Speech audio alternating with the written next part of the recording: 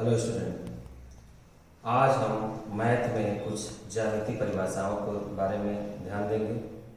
चलिए, सबसे पहले पिछले वीडियो में चूंकि हम कोण तक पहुंच गए थे, आज हम स्टार्ट करेंगे त्रिभुज के बारे में। त्रिभुज क्या होता है आप जानते भी हैं। तीन भुजाओं से घिरी आकृति को हम क्या कहते हैं? त्रिभुज कहते हैं। देखिए, त्रिभुज में क्या कितनी भुजाएं होती हैं? 1, 2 और ये 3। कोण भी कितने होते हैं? 1, 2, 3। यानी त्रिभुज में 3 भुजाएं और 3 क्या होते हैं? कोण। त्रिभुज के अंतः कोणों का मान 180 अंश होता है। अब चलिए त्रिभुज के प्रकार देख लिया जाए। Kinds of triangle. तो भुजाओं के आधार पर त्रिभुज 3 प्रकार का होता है और कोणों के आधार पर त्रिभुज 3 प्रकार का होता है। तो पहले हम भुजाओं के दृष्टिकोण से देखें त्रिभुज के प्रकार। तो पहला है समबाहु त्रिभुज, इक्विलैटरल ट्रायंगल। इक्विलैटरल ट्रायंगल क्या होता है? वह त्रिभुज जिसकी तीनों भुजाएं समान लंबाई की होती हैं, उसे हम क्या कहते हैं? समबाहु त्रिभुज कहते हैं। तो यहाँ पे देखिए ए बी बी सी और ए बी बी सी और सी, ये तीनों क्या है? बराबर। चलिए दूसरे नंबर पे समद्विबाहु त्रिभुज, आइसोस्केल ट्रायंगल। क्या होता है? जैसा कि सम द्विबाहु, सम मने बराबर, द्वि मने 2 और बाहु मने भुजाएं।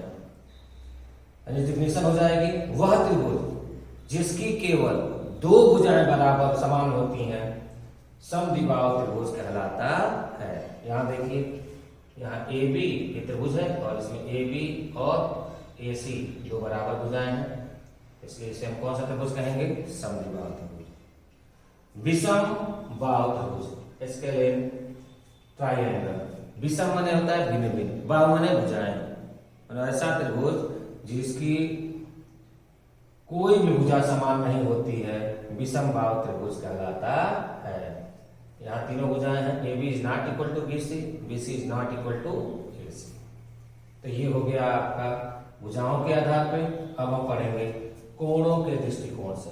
तो कोणों के दृष्टिकोण से त्रिभुज 3 प्रकार का होता है। पहला है न्यून कोण त्रिभुज। न्यून कोण त्रिभुज क्या होता है? ऐसा त्रिभुज जिसका प्रत्येक कोण न्यून कोण हो, उसे हम न्यून कोण त्रिभुज कहते हैं। जैसे देखिए कोण ए बी, न्यून कोण आप पढ़ चुके हैं कि 0 से अधिक और 90 से कम।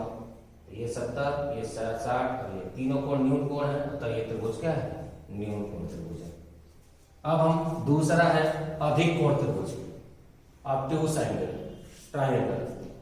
सॉरी, ऑब्टयूस ट्रायंगल क्या होता है? वह त्रिभुज जिसका एक कोण अधिक कोण हो, उसे हम क्या कहते हैं? अधिक कोण त्रिभुज कहते हैं। जैसे देखिए यहाँ पे ये कोण 100 का है और बाकी दोनों कोण क्या है? न्यून कोण है। तो ये हो गया आपका, क्योंकि ये कोण क्या है? अधिक कोण है, इसलिए इसको हम क्या कहेंगे? अधिक कोण त्रिभुज कहते हैं। चलिए तीसरे नंबर पे है समकोण त्रिभुज, राइट ट्रायंगल। राइट ट्रायंगल क्या है? वह त्रिभुज जिसका एक कोण क्या हो? समकोण हो। सिर्फ एक कोण क्या हो? समकोण हो, उसे हम क्या कहते हैं? समकोण त्रिभुज कहते हैं। देखिए ये कोण क्या है? 90 डिग्री है। ए बी बराबर क्या है? समकोण है, इसलिए इसे हम क्या कहेंगे? समकोण त्रिभुज कहेंगे। अब चलिए त्रिभुज में ही, सॉरी त्रिभुज नहीं, अब हम सर्वांग समता के बारे में, कॉन्ग्रुएंस क्या होता है? जब 2 आकृतियां एक दूसरे को पूर्णतः ढक लें तो उन आकृतियों को हम सर्वांगसम कहते हैं। और इसको किससे प्रदर्शित करते हैं? ये चिन्ह द्वारा प्रदर्शित करते हैं। चलिए जैसे हमारे दोनों हाथ हैं, ये देखिए अगर दोनों सेम होगा तो दोनों एक दूसरे को, नीचे वाला से ऊपर से दिखाई नहीं देगा, यानी सर्व अंग समान। सर्वांगसम माने क्या होता है? सर्वांग समता माने क्या होता है? सर्व अंग समान, हर एक की लंबाई चौड़ाई ऊंचाई सारी क्या होगी? बराबर, उसे हम सर्वांगसम कहते हैं। नोट, 2 रेखाएं कब सर्वांगसम, 2 रेखाएं अगर हैं तो कब सर्वांगसम होंगी?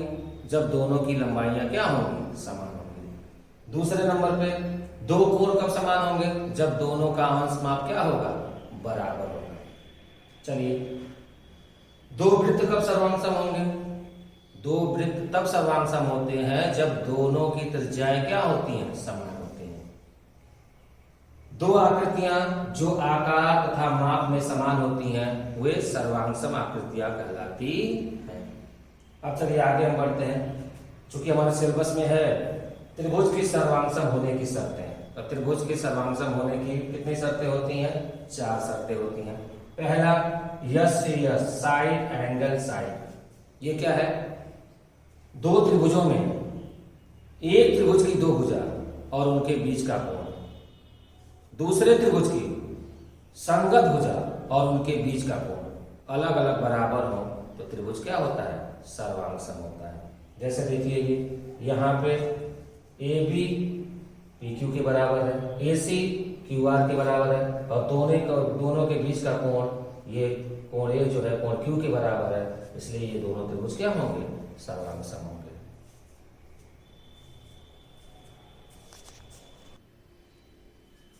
चलिए सर्वांगसमता की दूसरी शर्त देखिए, ए यस ए, एंगल साइड एंगल।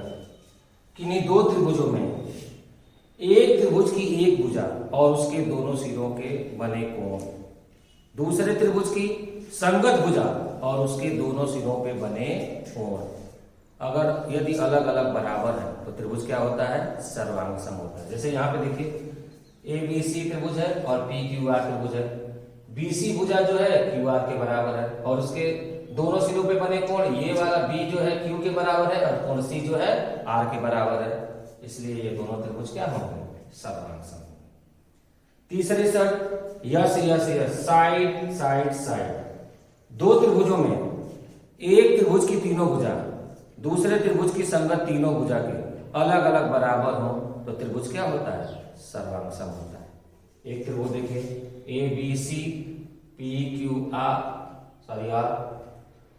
तो यहां पे देखिए ए बी जो है पी क्यू के बराबर है, ए सी जो है वो पी आर के बराबर है और बी सी जो है किसके बराबर है? क्यू आर के बराबर है, इसलिए त्रिभुज ए बी सी जो है पी क्यू आर के सर्वांगसम है।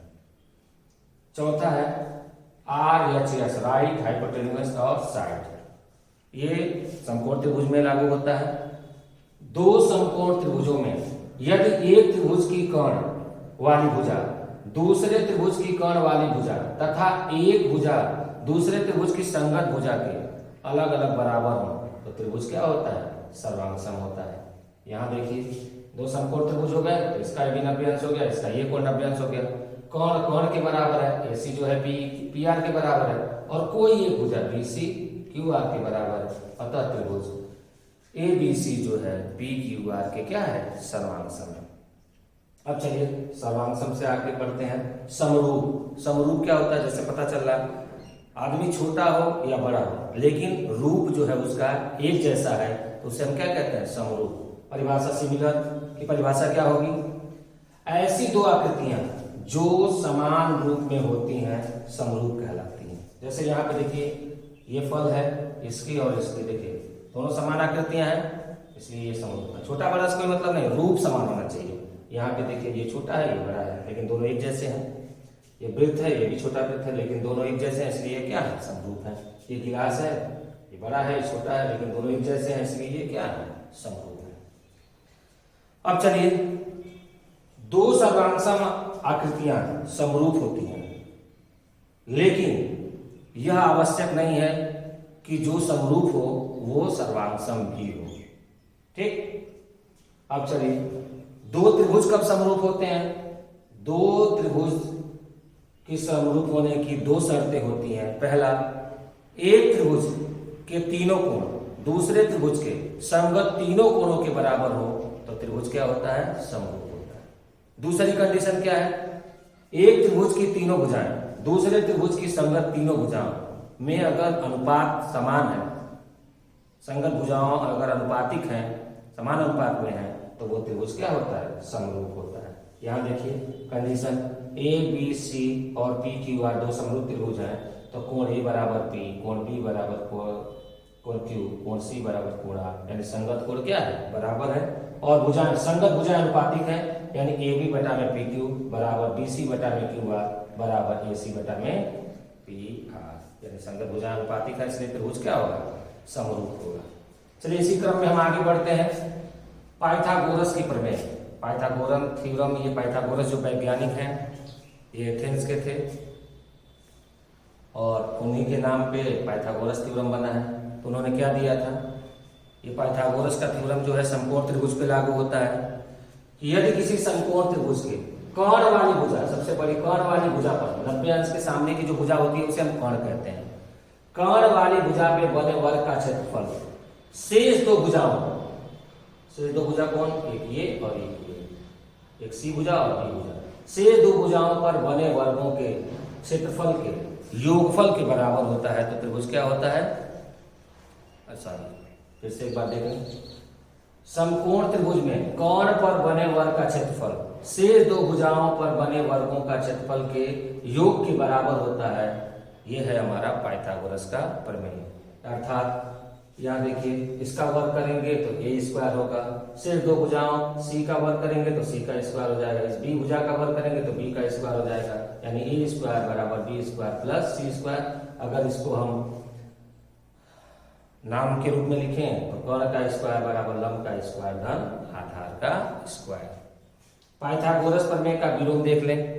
पाइथागोरस प्रमेय की विलोम क्या होती है, यदि किसी त्रिभुज की बड़ी भुजा पर बने वर्ग का क्षेत्रफल शेष दो भुजाओं पर बने वर्गों के क्षेत्रफल का योग अगर बराबर है तो वो त्रिभुज कौन सा त्रिभुज होगा, समकोण त्रिभुज होगा। ठीक।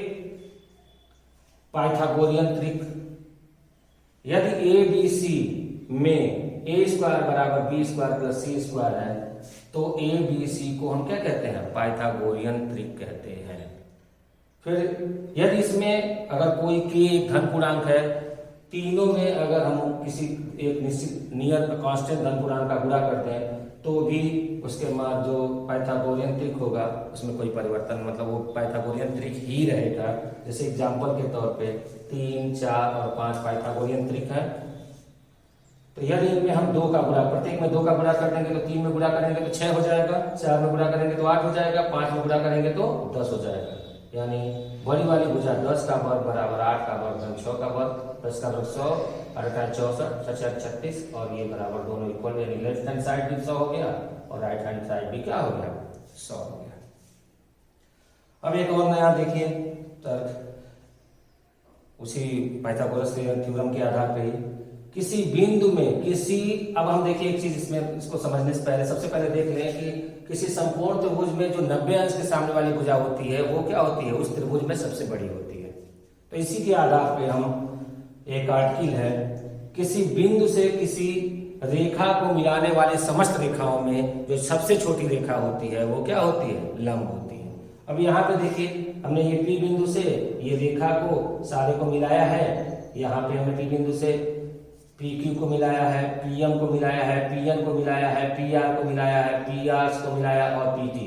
तो ये 90 अंश कह रहा है कि ये देखिए तो लंब है, ये 90 अंश, 90 अंश से यानी सारी ये जितनी भुजाएं वो सारी कौन हो जाएंगी, तो कौन सर्वथा सबसे बड़ा होता है, इसलिए जो सबसे छोटी भुजा होगी वो क्या होगी, पी क्यू होगी।